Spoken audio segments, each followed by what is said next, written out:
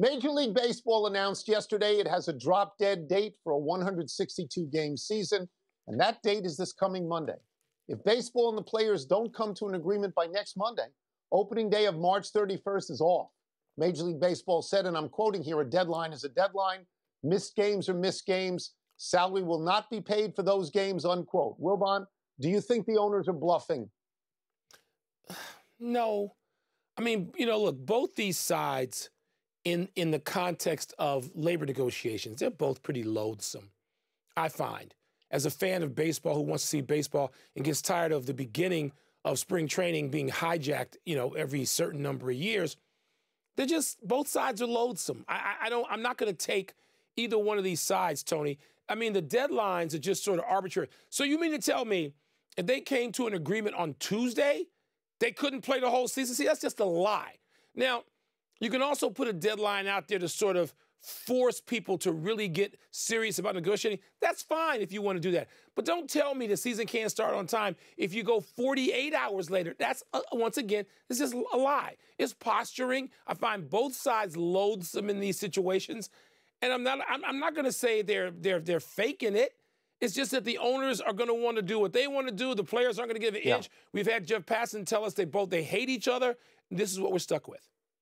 Yeah, I don't find loathsome to be the right word that I want to use. I don't think the owners are bluffing, but I also think they're perfectly willing to do 162 games if, in fact, they reach an agreement.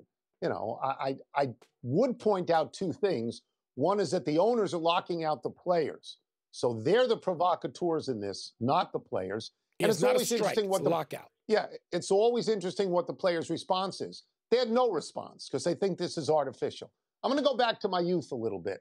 Grown up right near New York City. Every time New York City was in negotiations with a union, this is what would happen.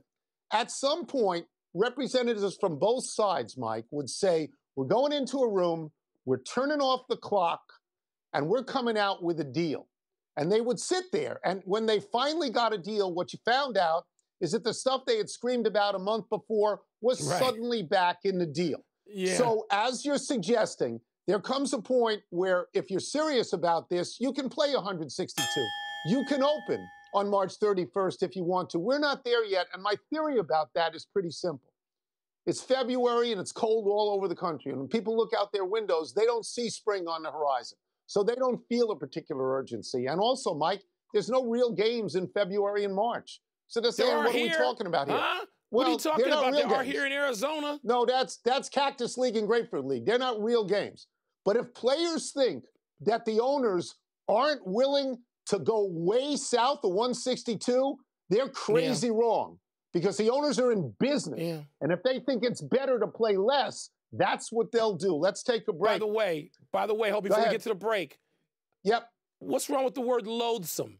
They're both in the context of labor negotiations. I think it's too strong. I don't mean come June 1st or October or sitting around having a drink at the hotel bar.